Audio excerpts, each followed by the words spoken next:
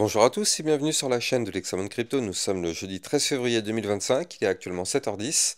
On va faire le point sur bien évidemment le Bitcoin, on va regarder les altcoins. On a un Bitcoin qui a repris de la force, on est en train de pousser un petit peu, ça fait plaisir. On n'a pas encore breaké certains niveaux clés mais on en prend la direction. Et du côté des altcoins, directement dès que le Bitcoin passe dans le vert, les altcoins passent dans le vert elles aussi.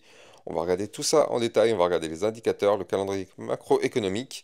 Allez, on démarre, on apprécie encore un petit peu cette cryptomap dans le vert, ça fait plaisir.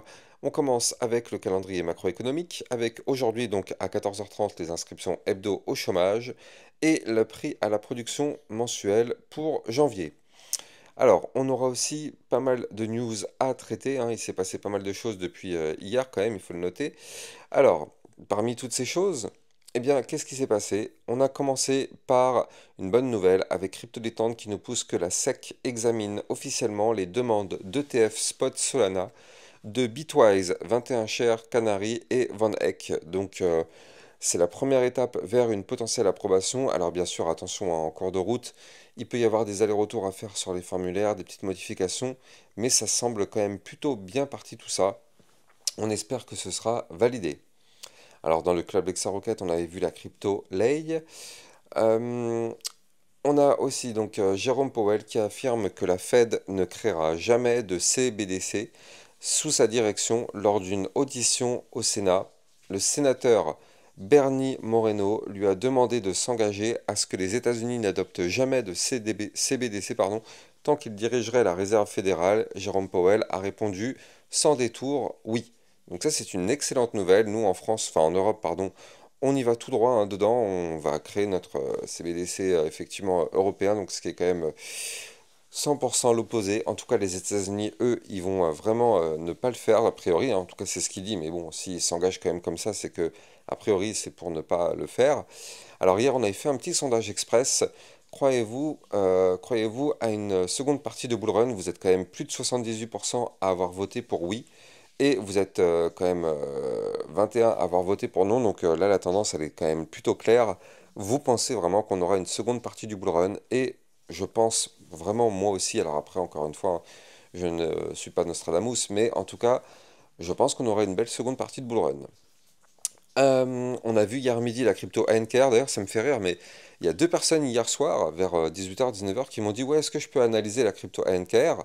Mais les amis, je comprends pas, je l'ai analysé hier midi. Alors peut-être c'est parce que vous n'avez pas activé les notifications sur YouTube, j'en sais rien, mais je vous mets quand même des informations sur Twitter, sur Discord, sur Telegram, pour être sûr que vous ratez pas l'information, en plus de YouTube. Donc au bout d'un moment, il faut me suivre aussi sur les réseaux pour être sûr de ne pas rater les vidéos. En tout cas, vous avez les liens de tous mes réseaux officiels en description de vidéo.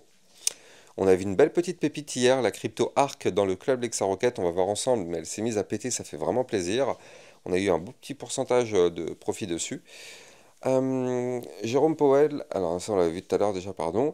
Trump aurait choisi Brian Quintenz pour diriger la CFTC. C'est un ancien commissaire républicain de la CFTC 2017-2021. Quintenz est aujourd'hui à la tête de la branche crypto du fonds capital risque chez A16Z. C'est quand même assez intéressant tout ça. Encore une fois, pro crypto, donc plutôt boule. L'inflation, par contre, aux États-Unis qui grimpe à 3%. Donc hier, je vous avais fait une vidéo, hein, hier soir, regardez. Inflation en hausse, j'analyse vos cryptos. Donc dans cette vidéo d'hier soir, j'en ai profité pour analyser deux ou trois des cryptos que vous me demandez quand même assez régulièrement. Donc je comprends pas, cette vidéo, elle a été très très très peu vue. C'est dommage. Pourtant, dedans, j'analyse vos crypto-monnaies. Alors après, je sais, hein, je mets pas de titres putaclic ou de choses comme ça. Donc c'est vrai que ça n'attire pas trop. Mais il faut les regarder, ces vidéos, parce que elles sont là pour vous. Elles sont vraiment là pour vous. Alors je sais que si je mettrais des titres vraiment plus gros, des titres vraiment putaclic, vraiment très très accrocheurs, bah du coup forcément ça attirerait plus le regard, mais c'est pas trop ce que je veux. Donc n'hésitez pas vraiment à regarder les vidéos que je fais. Hier j'ai analysé deux cryptos, des cryptos quand même très intéressantes. Donc ça c'est sur mon Twitter et aussi sur YouTube. Et dans le club Lexarocket, on avait vu la crypto Data. Je rappelle que le club vous permet de recevoir encore plus de vidéos que ce que vous avez sur YouTube et ça vous permet de recevoir des vidéos d'analyse technique par rapport à toutes les crypto-monnaies, mais aussi par rapport à des potentielles crypto-pépites. Donc n'hésitez pas de rejoindre le club, vous avez le club en description de vidéo. Du côté des ETF, Crypto Détente qui nous pousse que pour la journée du 11 février, on a eu des sorties du côté de Bitcoin. moins 56,7 millions, et des entrées du côté d'Ethereum, plus 12,6 millions. Alors, donc ça on l'avait vu tout à l'heure, mais c'est un peu plus détaillé. Donc Goldman Sachs investit massivement dans les ETF Bitcoin. La banque détient désormais 1,558 milliards de dollars dans les ETF BlackRock et Fidelity. Donc l'évolution par rapport à T3, donc c'est IBIT, donc plus 88%, je ne sais pas si vous vous rendez compte, et le FBTC, c'est donc de Fidelity, c'est plus 105%, c'est quand même assez énorme quoi. Et donc en, c'est ouais, non, c'est juste des sommes complètement colossales. Du côté de Crypto Détente, la SEC pourrait examiner la demande d'ETF XRP de Grayscale 19B4 d'ici le 13 février. Je ne sais pas si vous vous rendez compte ça aussi, mais c'est quand même plutôt bullish, hein. Il y a une demande d'ETF qui a été déposée il y a une dizaine de jours du côté de XRP. Et donc peut-être qu'on aurait bientôt une approbation de cet ETF. Donc ça aussi c'est incroyable. Si vous souhaitez rejoindre la communauté pour échanger et discuter avec les autres membres, ou vous poser des questions, ou tout simplement parler crypto, eh bien vous le savez, il y a un Discord, donc ça c'est vraiment le top. Vous discutez pas mal dessus, c'est bien, vous vous entraidez, c'est le top. Donc n'hésitez pas à rejoindre le Discord officiel, vous avez le lien en description de vidéo, ou bien sinon vous avez aussi le lien ici sur mon Twitter. N'hésitez pas, hein, ça c'est vraiment là pour vous. Alors du côté du Bitcoin, hier je vous avais mis une alerte, je vous avais dit Bitcoin qui retente le breakout. On garde, je vous avais dit qu'il y avait un espoir, on va voir si ça valide ou pas, donc ça on va regarder après dans l'analyse technique. Donc dans le club Rocket, on avait vu la crypto SNX et la crypto Waves, et regardez la crypto Waves, elle a pris quand même depuis ma vidéo plus 45% en 3-4 jours là, hein, plus 45%, donc ça c'est dans la poche des personnes qui sont dans le club. Et regardez, ça c'est la crypto dont je vous parlais tout à l'heure, la crypto ARC. Eh bien, on avait pu la détecter dans le club, et derrière, quelques heures après la vidéo, elle nous pousse un plus 18%. Donc le club Rocket, c'est vraiment le bon endroit pour réussir vos opportunités. Donc n'hésitez pas, le lien est en description de vidéo. Allez, on va checker l'analyse technique Bitcoin et altcoin. Mais avant ça, je rappelle à tout le monde que tout ce que je vais dire dans cette vidéo n'est en aucun cas un conseil financier. C'est à vous de faire vos propres recherches.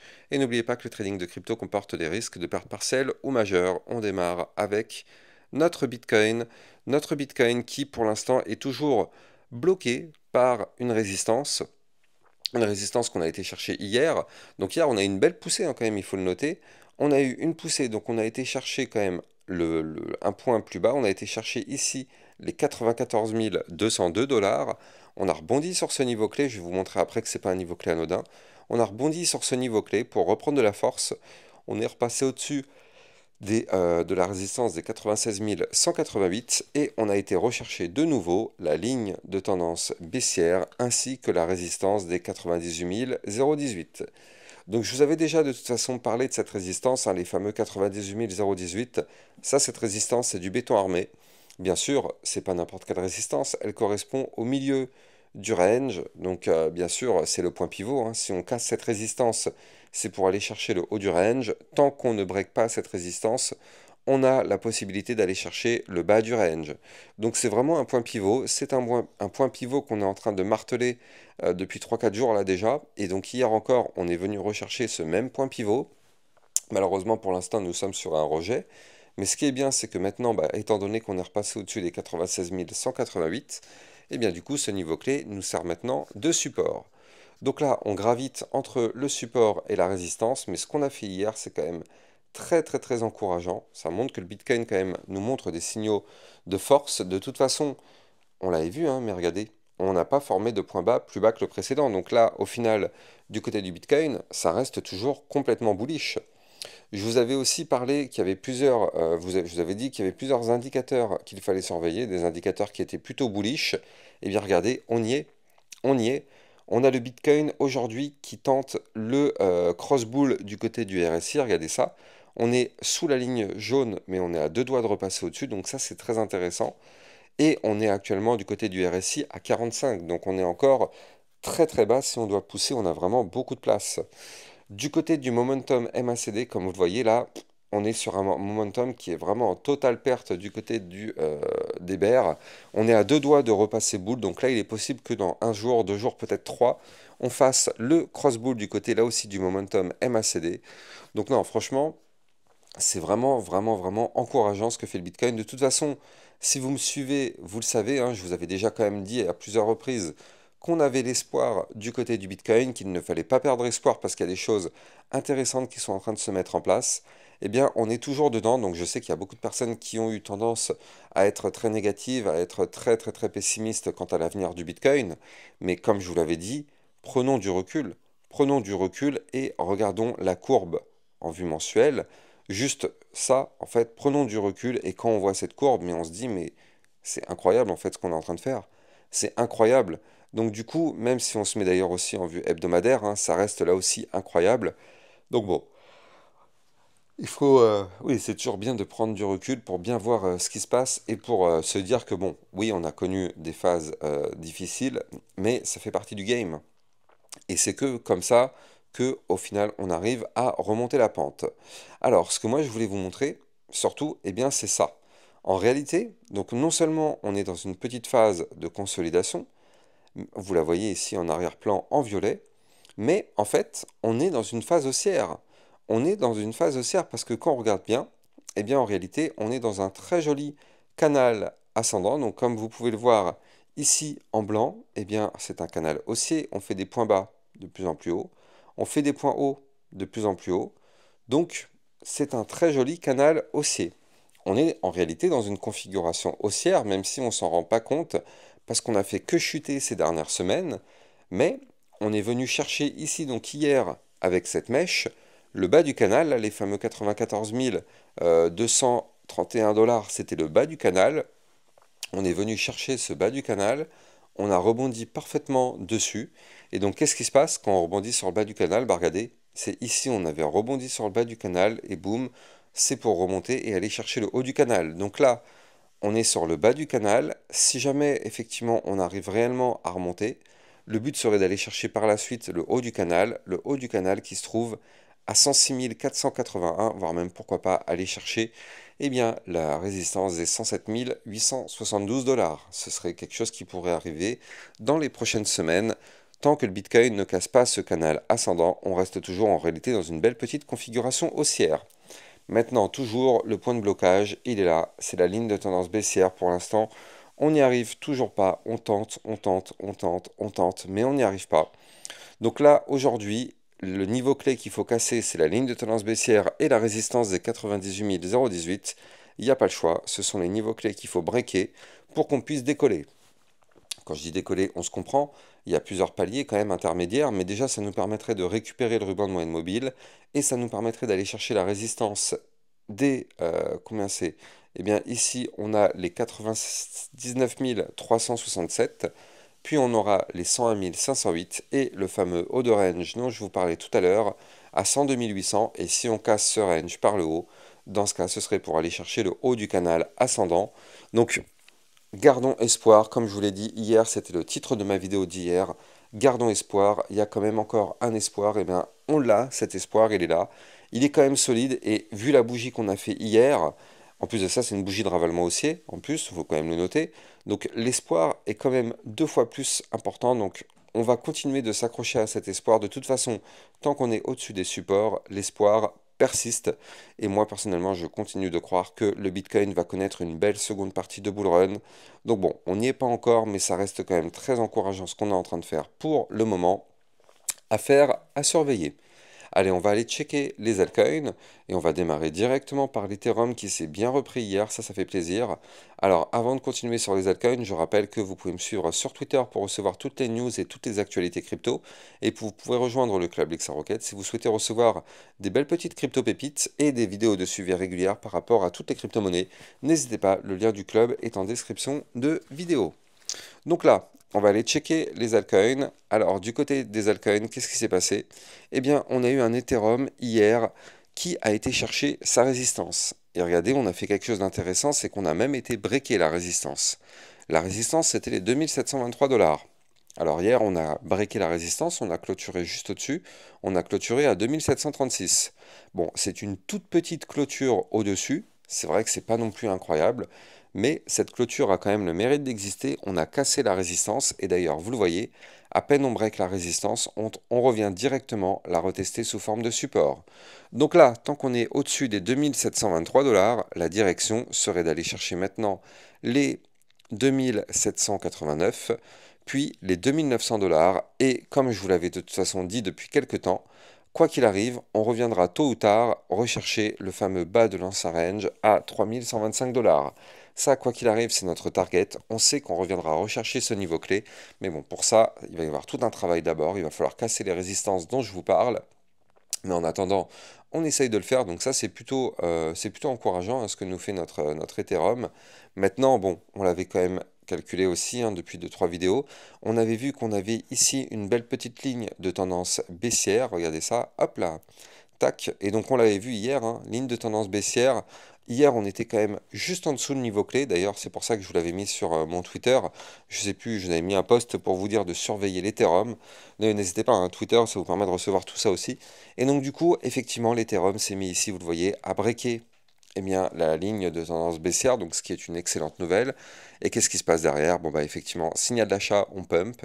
Alors, étant donné qu'on a cassé cette ligne de tendance baissière, vous le savez, qu'est-ce qui va se passer? Vous le savez maintenant, si vous êtes sur ma chaîne YouTube, vous n'êtes plus naïf, il n'y a plus aucun doute. On a cassé cette ligne qui est ici, donc vous le savez, on reviendra retester cette ligne. Donc là, il ne faudra pas être surpris si l'Ethereum revient rechercher les 2669 $. Il faudra vraiment pas être surpris, il ne faudra pas se dire que ça y est, c'est la fin du monde. Non, on le sait, on retournera rechercher ce niveau clé. Néanmoins, la configuration reste quand même très explosive. On a toujours des bandes de Bollinger très resserrées du côté de l'Ethereum. Donc même si aujourd'hui on risque d'avoir une journée rouge pour justement faire le fameux pullback dont je viens de vous parler, si le pullback arrive à se valider dans les prochains jours, on peut très bien poursuivre la phase haussière. Il faut noter quand même que du côté du momentum MACD, cette crypto-monnaie est quand même, elle, à deux doigts de valider son cross-bull. Regardez, hein, là on est vraiment à deux doigts de le faire, donc ça c'est vraiment hyper encourageant. La ligne bleue, elle est positionnée pile poil sous la ligne orange, donc là c'est vraiment, c'est imminent. Il faut tout simplement valider le pullback pour qu'on puisse très sûrement avoir ce momentum qui pourrait arriver. Allez, on va checker le Solana, parce que le Solana lui aussi reprend de la force, donc ça fait plaisir. Je rappelle d'ailleurs que vous pouvez trader toutes ces crypto-monnaies en utilisant mon lien de parrainage Binance que vous avez en description de vidéo. Ça vous permet d'obtenir un bonus à vie sur vos frais de trading, et surtout ça vous permet de trader sur une plateforme enregistrée PSAN auprès de l'AMF. Le lien est en description de vidéo. Du côté du Solana, regardez, c'est encourageant. On a fait une première poussée haussière ici, vous le voyez, tac. Première poussée haussière au-dessus du support des 191 supports majeurs. On a fait une deuxième poussée haussière, enfin pardon, on est en train de faire un deuxième rebond sur ce support. Donc là, vous le voyez venir, on a un premier bottom. Peut-être qu'on est en train de faire un deuxième bottom. Quoi qu'il arrive, tant qu'on est au-dessus des 191,83, c'est du très bon tout ça. Maintenant, ce qu'il faut, c'est il faut absolument breaker ici la zone de résistance des 200 $, 200,33. Si on break ce niveau clé, ça nous permettrait de valider le double bottom, et ce qui nous permettrait d'aller chercher les 204,98, voire même, pourquoi pas, les 216,7. Et si on récupère ces 216,7, dans ce cas-là, ça voudrait dire qu'on repasse au-dessus du ruban de moyenne mobile. Et là, vous l'avez compris, du côté du Solana, on pourrait remonter, rechercher des points beaucoup plus hauts, 230, voire même les 249. Donc on en est encore loin et il faut absolument valider ce double bottom. Donc pour l'instant, c'est pas encore validé. Mais en tout cas, regardez, du côté du RSI, on est très bas, on est à 40, donc on a de la place pour faire un très joli mouvement. Du côté du momentum MACD, pardon, c'est toujours les bears qui sont dans le contrôle. Mais petit à petit, là aussi, ça décroît, donc c'est pas mal. Et regardez, cette vue court terme qui consolide à fond. Donc là, effectivement, il faut s'attendre à un mouvement quand même assez volatile. On croise les doigts pour que ce sera un mouvement volatile haussier du côté de l'Ethereum. Pardon, pas de l'Ethereum, du Solana. De toute façon, comme je vous l'ai dit, tant qu'on est au-dessus du support des 191,83, tout va bien. Tout va bien, c'est un support majeur. Si ce support-là, bien sûr, là, risque de chute, mais bon, pour l'instant, c'est pas trop le cas. Pour l'instant, en plus de ça, le Bitcoin reprend de la force, donc ça baisse les probabilités d'une cassure par le bas, mais bon, on n'est pas naïf, on sait que ça peut quand même arriver. En tout cas, si vous avez kiffé la vidéo, n'oubliez pas de liker, commenter, partager au maximum. Vous le savez, ça participe au référencement de ma chaîne YouTube. Et surtout, abonnez-vous à ma chaîne YouTube, ça vous permet de recevoir tous les jours une, deux à trois vidéos concernant le Bitcoin et les altcoins. À plus tard, ciao ciao.